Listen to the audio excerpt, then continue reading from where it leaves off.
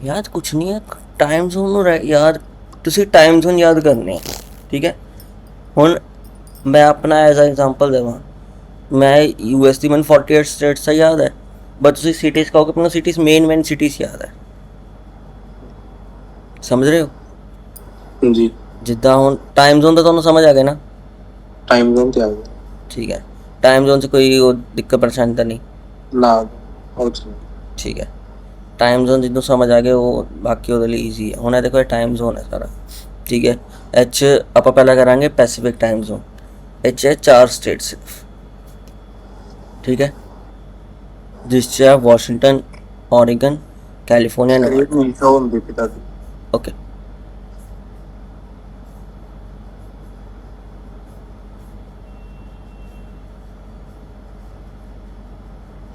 ਹੋ ਰਹੀ ਹਾਂਜੀ ਉਹਨਾਂ ਨੂੰ ਹੁਣ ਇਹ ਦੇਖੋ ਆਪਣਾ ਟਾਈਮ ਜ਼ੋਨ ਹੈ, ਇਹਦੇ 'ਚ ਹੈ 4 ਸਟੇਟਸ ਪੈਸੀਫਿਕ ਟਾਈਮ ਜ਼ੋਨ 'ਚ, ਵਾਸ਼ਿੰਗਟਨ, ਔਰੀਗਨ, ਕੈਲੀਫੋਰਨੀਆ, ਨੇਵਾਡਾ। ਠੀਕ ਹੈ, ਇਹਦਾ ਟਾਈਮ ਵੀ ਤੁਹਾਨੂੰ ਪਤਾ ਕੀ ਹਿਸਾਬ ਤਾ ਹੈ ਇਹਦਾ ਟਾਈਮ ਦਾ,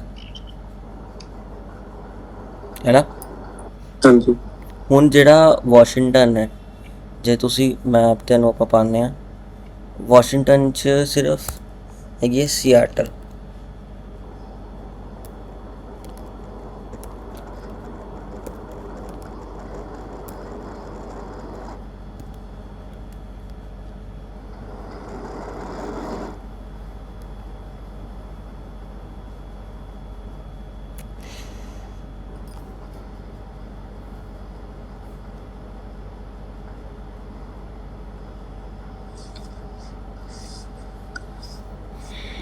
ਦੇਖੋ ਇਹ ਸਿਆਟਲ ਹੈ, ਜਿਹੜੀ ਇਹਦੀ ਕੈਪੀਟਲ ਕਹਿ ਲਓ ਜਾਂ ਤੁਸੀਂ ਕਹਿ ਲਓ ਉਹ ਹੈ ਮੇਨ ਸਿਟੀ ਕਹਿ ਲਓ।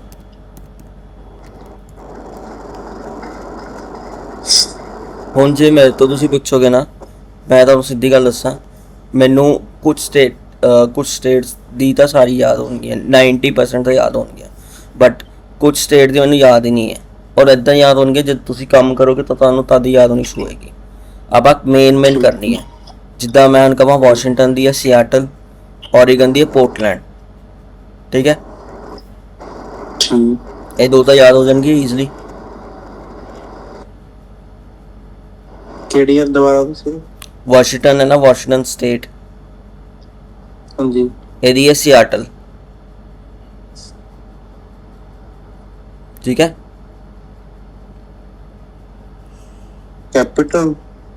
ਕੈਪੀਟਲ ਵੀ ਕਹਿ ਲਓ ਮੇਨ ਵੀ ਕਹਿ ਲਓ, ਸਿਆਟਲ ਹੈ ਦੀ।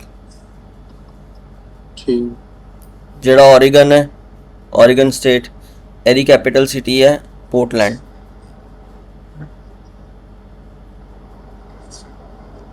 ਠੀਕ ਹੈ, ਠੀਕ ਇਹ ਦੋ ਯਾਦ ਹੋ ਗਈਆਂ।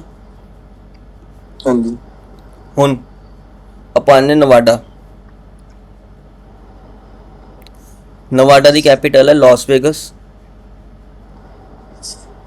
ਓਕੇ, ਹਾਂਜੀ ਹੁਣ ਇੱਥੇ ਇੱਕ ਆਏਗਾ ਰੀਨੋ ਐਂਡ ਸਪਾਰਕਸ, ਬਿਲਕੁਲ ਇਕੱਠੇ ਹੈ, like they are 4 miles difference. ਇਹ ਦੇਖੋ ਰੀਨੋ ਆ ਗਿਆ, ਇਹਦੇ ਨਾਲ ਹੀ ਸਪਾਰਕਸ ਹੈ। Hello Reno, hello Sparks. ਠੀਕ ਹੈ, ਠੀਕ ਆਪਣੀ ਹੋ ਗਈ 3 ਸਟੇਟ ਦੀ। ਠੀਕ ਹੈ, ਸਿਟੀਜ਼ ਯਾਦ ਸਮਝ ਆ ਗਈ ਕਿੱਥੇ ਹੈ।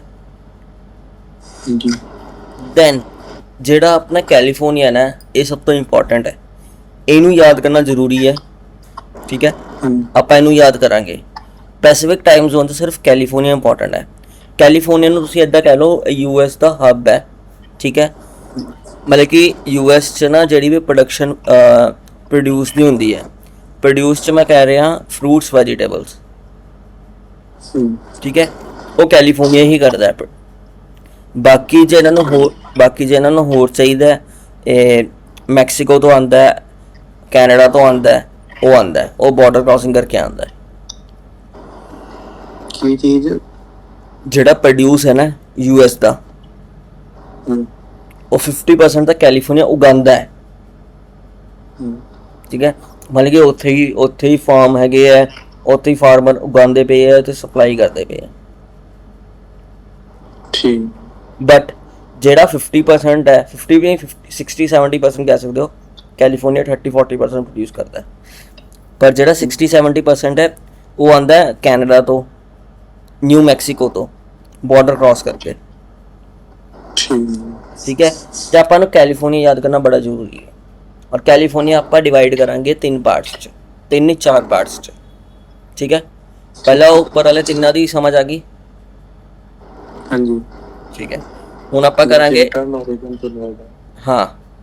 ਠੀਕ ਹੈ, ਇੰਨੀ ਤਾਂ ਯਾਦ ਹੋਈ ਜਾਣਗੀਆਂ। ਹਾਂਜੀ ਠੀਕ ਹੈ, ਅੱਜ ਆਪਾਂ ਪੈਸੀਫਿਕ ਟਾਈਮ ਜ਼ੋਨ ਕਰਾਂਗੇ, ਉਸ ਤੋਂ ਬਾਅਦ ਅਗਲਾ ਟੌਪਿਕ ਕਰਾਂਗੇ, ਕਿਉਂਕਿ ਆਪਾਂ ਇੱਕ ਦਿਨ 'ਚ ਇੱਕ ਟਾਈਮ ਜ਼ੋਨ ਫੜਾਂਗੇ। ਜਿਸ ਦਿਨ ਟਾਈਮ ਜ਼ੋਨ ਦਾ ਟੌਪਿਕ ਵੱਡਾ ਹੋਏਗਾ ਉਸ ਦਿਨ ਕੋਈ ਐਕਸਟਰਾ ਟੌਪਿਕ ਨਹੀਂ ਹੋਏਗਾ। ਠੀਕ ਹੈ। ਠੀਕ ਹੁਣ ਆ ਗਿਆ ਤੁਹਾਡਾ ਕੈਲੀਫੋਰਨੀਆ।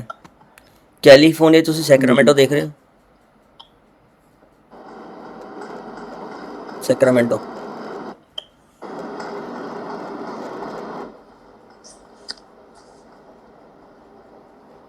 ਸੈਕਰਾਮੈਂਟੋ ਦਿਖ ਰਿਹਾ ਤੁਹਾਨੂੰ? ਹਾਂਜੀ ਸੈਕਰਾਮੈਂਟੋ ਤੋਂ ਉੱਪਰ ਤੁਸੀਂ ਜੇ ਆਪਣਾ ਟਰੱਕ ਭੇਜ ਰਹੇ ਹੋ, ਠੀਕ ਹੈ, ਇਹ ਏਰੀਆ ਹੈਗਾ ਡੈਡ ਇਸ ਹਿਸਾਬ ਨਾਲ ਹੈਗਾ। ਇੱਥੇ ਲੋਡ ਚਲਾ ਤਾਂ ਜਾਏਗਾ ਪਰ ਵਾਪਸੀ ਲਈ ਉਹ ਬੰਦੇ ਨੂੰ ਥੱਲੇ ਹੀ ਆਉਣਾ ਪੈਣਾ। ਖਾਲੀ ਆਏਗਾ ਹਾਂ, ਉੱਥੋਂ ਖਾਲੀ ਆਏਗਾ। ਠੀਕ ਹੈ, ਤੇ ਆਪਾਂ ਇਸ ਏਰੀਆ ਨੂੰ ਕਹਿ ਦਿੰਦੇ ਡੈਡ ਏਰੀਆ, ਤੇ ਲੋਡ ਇੱਥੇ ਬਸ ਆਪਾਂ ਲੈ ਕੇ ਜਾਣਾ ਹੈ। ਲੈ ਕੇ ਜਾ ਸਕਦੇ ਹਾਂ। ਪਰ ਆਪਾਂ ਇੱਥੇ ਭੇਜੀਏ ਕਿਉਂ? ਦੇਖੋ ਇੱਥੇ ਭੇਜਾਂਗੇ, ਇੱਥੋਂ ਸੈਕਰਾਮੈਂਟੋ ਆਉਂਦੇ ਨੇ 500-600 ਮਿਲਣਾ, ਇੱਕ ਦਿਨ ਤਾਂ ਉਹਦਾ ਖਰਾਬ ਹੀ ਹੋਊਗਾ। ਠੀਕ ਹੈ, ਹੁਣ ਆਪਾਂ ਇੱਥੇ ਸੈਕਰਾਮੈਂਟੋ ਫੜ ਲਾਂਗੇ। ਸੈਕਰਾਮੈਂਟੋ ਤੋਂ ਥੱਲੇ ਥੱਲੇ ਲੋਡ ਭੇਜਣਾ ਹੈ। ਹੁਣ ਜਿਹੜਾ ਮੈਂ ਐਕਸਪਲੇਨ ਕਰਿਆ, ਇਹ ਸੈਕਰਾਮੈਂਟੋ ਦਾ ਇੱਥੇ ਫ੍ਰਿਜ਼ਨੋ ਤੋਂ ਉੱਪਰ ਜਿਹੜਾ ਆਪਾਂ ਕਾਊਂਟ ਕਰਾਂਗੇ ਉਹਨੂੰ ਕਹਿੰਦੇ ਆ ਅਪਰ ਕੈਲੀ। ਸੈਕਰਾਮੈਂਟੋ ਤੋਂ ਥੱਲੇ ਤੇ ਫ੍ਰਿਜ਼ਨੋ ਤੋਂ ਉੱਪਰ, ਇਹ ਵਾਲਾ ਏਰੀਆ। ਠੀਕ ਹੈ ਜੀ, ਕੀ ਕਰਨੇ ਇਹਨੂੰ? ਇਹਨੂੰ ਆਪਾਂ ਕਹਾਂਗੇ ਅਪਰ ਕੈਲੀ। ਸੈਕਰਾਮੈਂਟੋ ਤੋਂ ਥੱਲੇ, ਫ੍ਰਿਜ਼ਨੋ ਤੋਂ ਉੱਪਰ,